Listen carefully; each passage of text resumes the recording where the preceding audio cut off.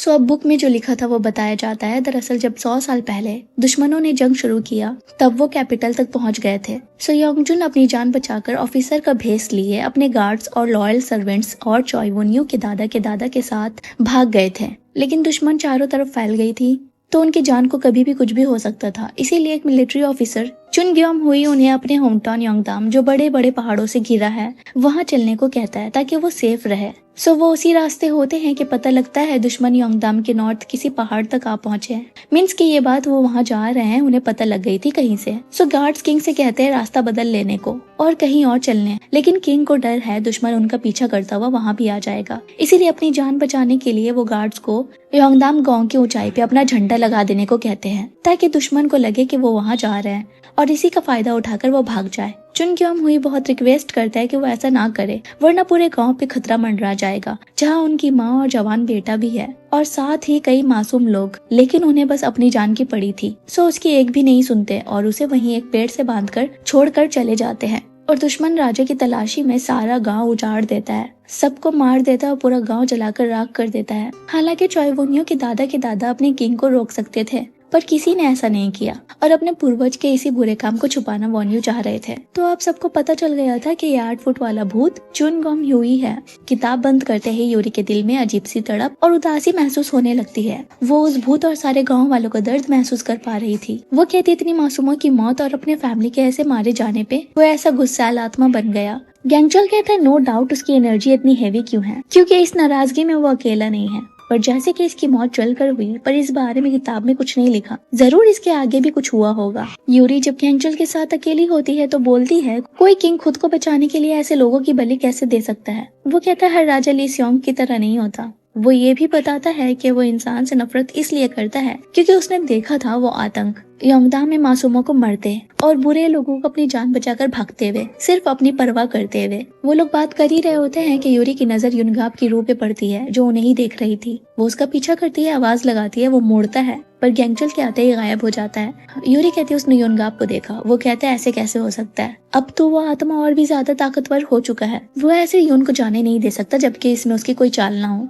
वही पहले इसमें मंग गासियप क्वीन और राजकुमार के चेम्बर के बाहर उतने में उन्हें घंटी की आवाज आती है गुआंग के चेम्बर से, जी यूरी ने रखा था ताकि कोई आत्मा आए तो पता चल सके। वो जल्दी से अंदर जाते हैं। यहाँ गुआंग अपने हाथों में पत्थर लिए डरा हुआ था। उतने में गार्ड्स और मंक आ जाते हैं। मंक देखते हैं पीछे से वो भूत गुआंग को पकड़ने जा रहा होता है पर हाथ लगते ही उस पत्थर के असर से भाग जाता है। अगली सुबह यूरी दुआएं मांग रही है युनगाब की रूह को बुलाने के लिए पर कुछ असर नहीं हो रहा था। उतने में गैंगचोल उसका हाथ पकड़कर इंसियोन के पास जाता है जिसने उन्हें खाने पे बुलाया था। ये सब दूर से यून की रूह देख रही थी। इंसियोन अपनी जिंदगी बचाने के लिए गैंगचोल और यूरी दोनों का शुक्रिया अदा करती है और पूछती है आखिर बाबा कल रात से कुछ बोल क्यों नहीं रहे, कुछ हुआ है क्या।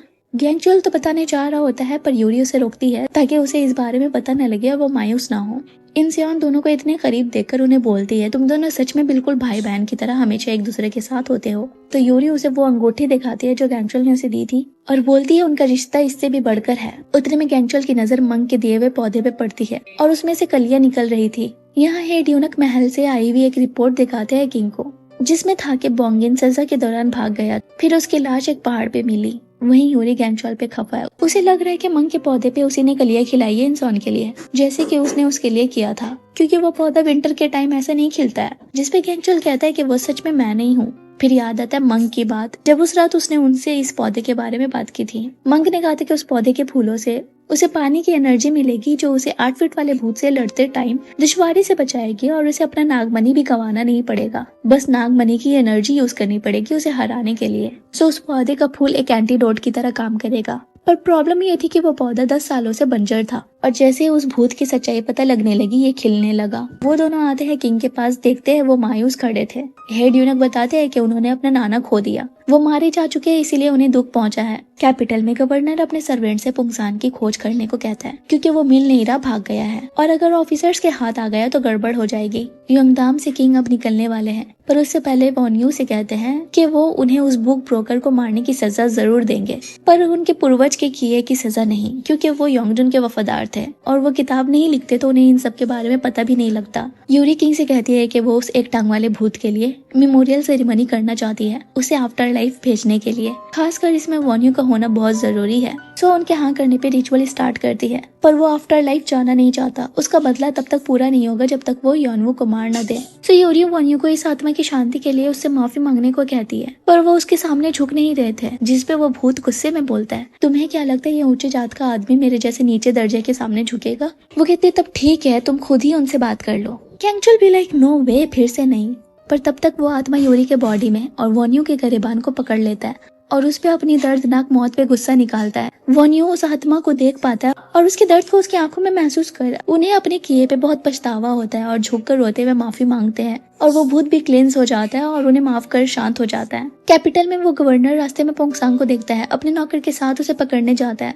पोंगसांग कहता है मैं आपके फायदे के लिए आपके पास अपनी जान हथेली पे लेकर आया हूँ, अब जो बोंगिन नहीं रहे तो आप उनकी जगह दरबार में ले सकते हैं। वो तो खुश हो जाता है, जिस पर पुंगसान कहते हैं पर एक मसला है, जैसे कि मिनिस्टर ऑफ वॉर के पास वो तावीज होने के बावजूद मारा गया, आपके साथ भी ऐसा हो सकता है क्योंकि युनगा आपके बॉडी में एक इमूगी है, वही इसके पीछे है, पर मैं आपकी मदद करूंगा। यहाँ गैंगचुल यूरी के साथ यून के घर आ पहुंचा है, जहाँ यून की माँ अपने बेटे को देखकर बहुत खुश है, उसके लिए खाना भी बनाती है। ये सब दूर से युनगा की रूह उदास होकर देख रही होती है। वहीं किंग अपने फैमिली को इतने दिनों बाद देख मुस्कुरा रहे हैं। रात होते ही मंक यूरी और गैंगचुल को उनकी गैर हाजिरी में हुए गोंग पे 8 फुट वाले भूत के हमले के बारे में बताते हैं कि यूरी के पत्थर की वजह से राजकुमार महफूज है, वरना तो उन्होंने जो मूर्तियां लगाई थी वो कुछ काम नहीं आई। उस नागमणि को निगलकर वो सच में बहुत ताकतवर हो चुका है। ये सुनकर गैंगचुल बाहर आता है, अपने पावर को यूज करता है, पर उसकी एनर्जी बहुत ड्रेन हो चुकी थी, उसका पावर काम नहीं कर पा रहा था। उसे डर है, ऐसे में वो यूरी को कैसे बचाएगा। अगले दिन किंग वोन्यू को जान लेने की सजा पे उन्हें 5 कौड़े मारने और फाइन देने का हुक्म देते हैं, जो वोन्यू को उनके इतने बड़े गुनाह के सामने कम लगती है। और किंग की इस रहम दिली पे सर झुकाए इस एहसान का शुक्रिया करते हैं। अपने बाबा को बंधा जाते देख इंसान दुखी होती है, पर वो कहते हैं मेरी फिक्र मत करो और घर जाओ। उनके जाने के बाद वो गैंगचुल को देखती है, वो उसे कहता है उस पौधे में जब पूरी तरह से फूल खिल जाए तो मुझे इन्फॉर्म कर देना। किंग लाइब्रेरी में यूरी और गैंगचुल को बुलाते हैं और यूरी को चुनगुम हुई मींस 8 फीट वाले भूत का आइडेंटिफिकेशन टैग देते हैं, जो कि वो योंगजुन के राज्य में नया अपॉइंट हुआ था, और कहते हैं कि 10 दिनों बाद इसकी डेथ एनिवर्सरी है और मैं इसकी और बाकी के योंगदाम के मरे हुए लोगों की आत्मा की शांति का रिचुअल कराना चाहता हूँ। कैपिटल में तो ये सब करना मना है, तो हम ये सब कैपिटल के बाहर एक मंदिर में करेंगे। यूरी से तैयारी कराने को कहते हैं। यूरी ने इतने सारी आत्माओं को कभी आफ्टर लाइफ नहीं भेजा, तो वो कहती है मैं ये काम मोंगासियाब को कहूंगी, इस रिचुअल को वही लीड करेंगे। साथ ही वो गैंगचुल को इस रिचुअल में ना होने की बात करती है, जिस पर बाकी सब कहते हैं अगर ये नहीं हुआ तो कहीं खतरा हो गया किंग की जान को, तो गैंगचुल भी यूरी को ऐसे अकेले ये सब करने नहीं दे सकता। सो कहते हैं मैं वहाँ मौजूद रहूंगा, फिक्र मत करो तुम। लाइब्रेरी से निकलकर यूरी कहती है अब हमारे पास ये नाम है, मेरी दादी के पास उसकी पहचान नहीं थी, इसीलिए वो उसे आफ्टर लाइफ भेजने में नाकाम रही, पर इस बार ऐसा कुछ नहीं होगा। तुमने देखा था ना कैसे एक टांग वाले भूत का गुस्सा शांत हो गया जब उसके गुनहगार ने माफी मांगी। किंग खुद माफी मांगना चाहते हैं, तो मुझे लगता है ये भी शांत हो जाएगा, इसीलिए मैं नहीं चाहती तुम्हें कुछ हो। वो कहता है पर तुम्हारे पास वो पत्थर भी नहीं है, मैं ऐसे तुम्हें अकेला नहीं छोड़ूंगा। उतने में डॉजर क्वीन की मेड आती है यूरी को बुलावा देने। वो आती है उनके पास। डॉजर क्वीन उससे पूछती है भूत के पहचान के बारे में क्या पता लगा। वो कहती है माफ करना, पर इस बारे में मैं आपको कुछ बता नहीं सकती। जिसपे वो कहते हैं अच्छा इतना बता दो, क्या मेरा बेटा आफ्टर लाइफ चला गया? वो कहती है नहीं, उसे उस आत्मा ने निगल लिया, जिसपे वो बहुत फूट फूट कर रोने लगती है। वहाँ छोटा जूता चोर भूत यूरी के कान में कुछ कहता है, जिसपे वो उनसे कहती है कि मैं रूहों को देख सकती हूँ। एक आत्मा ने बताया है कि आपके बेटे की एक चीज अभी भी उसके कमरे में है जो उसके दिल के करीब है, उसे सामने रखकर अपने पूरे दिल से दुआएं करेंगी तो शायद उसकी रूह उस आत्मा के चुंगल से आजाद हो सके। सो वो योंगिन के पूरे कमरे छान मारती है और उन्हें एक संदूक में उनके भेजे हुए पॉचेस मिलते हैं, जिसे वो बड़ी हिफाजत से रखा करता था। वो ये देखकर बहुत रोती है। वहीं वो छोटा भूत यूरी से कहते तुमने झूठ क्यों कहा? अगर ऐसा होता तो जितनी रूहें उसने निकली है वो सब आजाद हो जाते। वो कहती है एक झूठ 100 सच के बराबर होता है अगर वो किसी के भले के लिए बोली जाए, और क्या पता उनकी दुआ काम आ जाए। इस दुनिया में माँ की दुआ से पावरफुल कुछ भी नहीं है। वो माँ की बात सुनते ही रोने लगता है। वो डॉजर क्वीन के आजू बाजू इसीलिए रहा करता था क्योंकि वो उसे माँ की तरह लगती थी। उसे उसकी माँ की बहुत याद आ रही थी, सो यूरी उसे नया जूता दिला कर देती है ताकि वो अपनी माँ के पास जा सके। यहाँ किंग उस किताब को देख दुखी रहता है, जिसपे गैंगचुल कहता है क्या मनहूसियत है, मेरी आंखों में छाले पड़ जाएंगे तुम्हारी ऐसी रोंदी सूरत देखकर। वो कहता मुझे लगा था मेरे पूर्वज बहुत अच्छे थे, बड़े अच्छे काम किए होंगे, मुझे नाज था अपने खून पे, एक सही राजा बनने चला था, पर मेरा महल तो रेत का निकला। जिसपे गैंगचुल कहता है जब से मैं इंसानी बॉडी में आया हूँ पता लगा इंसान कितना पापी होता है, पर हर कोई एक जैसा नहीं होता। मैंने तुम्हारे जैसे इंसानों को भी देखा है जो बाकियों से अलग है। ये सुनकर किंग के चेहरे पे मुस्कान आ जाती है। यूनगाब की रुचि ये सब देख रही थी, बाहर आकर रोता है। कहते हुए कि उसके पास अब कुछ भी नहीं बचा, किसी और ने उसका सब कुछ छीन लिया है, उसकी माँ, यूरी, यहाँ तक कि किंग भी। ये देख पुंगसान तो मजे में है। वो तो यही चाह रहा था कि अंदर से खोखला हो जाए और गैंगचोल से नफरत करे ताकि वो जो भी उससे कहे चुपचाप मान ले। रात के वक्त गवर्नर गैंगचोल को खाने पे बुलाया होता है। वो पूछता है यहाँ बुलाने की वजह। वो कहता है क्योंकि तुम किंग के वफादार और करीबी शख्स हो, तो क्यों ना हम पॉलिटिक्स की बातें करें। दरअसल उसे पुंगसान ने कहा था गैंगचोल को ऐसे ही मदिरा पिलाकर टली कर दे। गैंगचोल कहता है अरे तुम तो वही हो ना जो मिनिस्टर ऑफ वॉर संगचुन के साथ चिमटा रहता था। अब क्या पॉन्किन के ओहदे पे तुम्हारी मोटी मोटी नजर गड़ी हुई है। उसकी बातों से वो चिढ़ जाता है पर शांत करता है खुद को। गैंगचोल को तो थोड़ा शक हो रहा था तो उठता है और वहाँ के दरवाजे खोलकर देखता है तो मोमबत्तियां जल रही थी पूरे कमरे में। आग दिख रहा था जिसकी वजह से उसका एनर्जी पूरा लो हो गया था और वो बेहोश हो जाता है। फिर आता है पुंगसान और यही सीन कट हो जाती है और यूरी को दिखाया जाता है जो घर आकर गैंगचोल को नहीं पाती।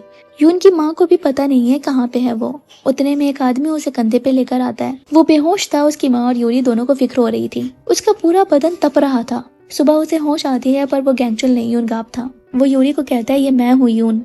उसके होश उड़ जाते हैं ये सुनते ही और जब वो अपनी माँ को माँ कहकर बुलाता है तो उन्हें लगता है कि उनकी बेटी की याददाश्त फाइनली आ चुकी है। पर यूरी सोच रही है अगर यून यहाँ पे है तो गैंगचोल कहाँ गया।